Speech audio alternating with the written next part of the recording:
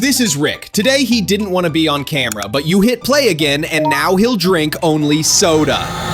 On the first day, he wakes in a white room. On the nightstand is a bottle of black water with a red label.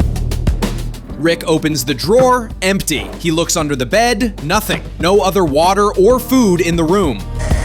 The tap pours the same black, sticky liquid with a harsh smell. Rick takes a sip, sweet, pleasant, even brisking. His mood lifts, he smiles, flexes his fingers, and walks around slowly. In the evening, he lies on the bed and still falls asleep easily.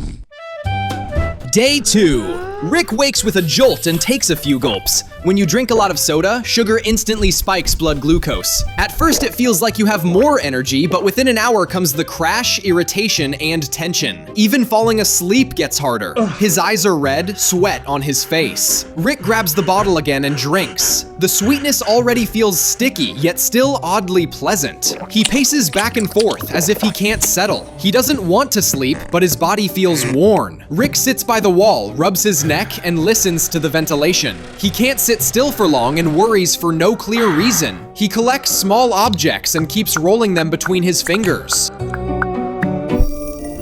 Day 3. Rick gets up early, his hands shaking. He snatches the bottle. Light, footsteps, even his own breathing annoy him. He throws the bottle at the wall and clutches his head.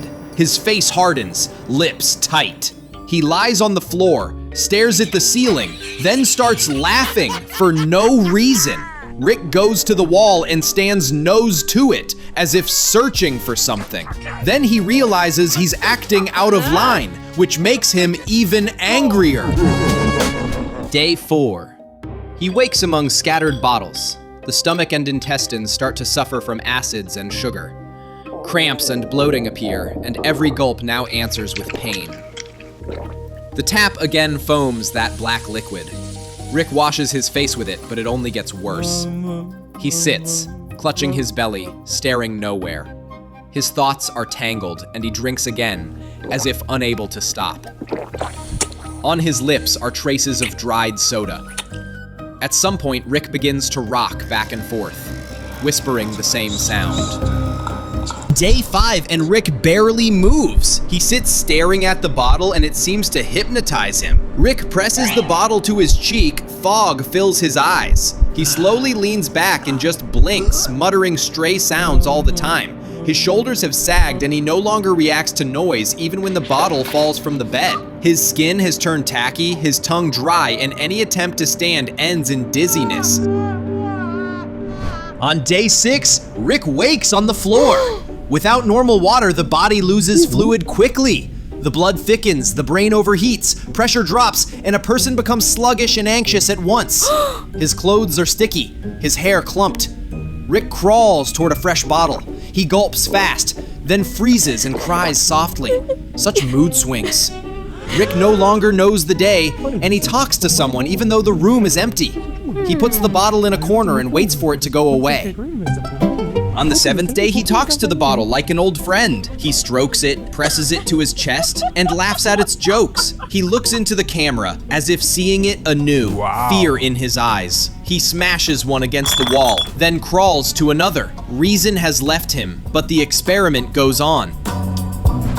Day 8, and Rick barely breathes. On only sweet liquid, the body loses salts and minerals. That disrupts the heart, hits the kidneys, and shuts the body down from within. Red patches spread across his skin. His lips are blue, his hands cold. Rick stares at the ceiling without blinking. He seems gone, though the body is here. At times, he listens to the noise without knowing why. Without water and food, the blood thickens. Oxygen reaches the brain worse. He lies there, slipping into a half sleep, and no longer knows how much time has passed.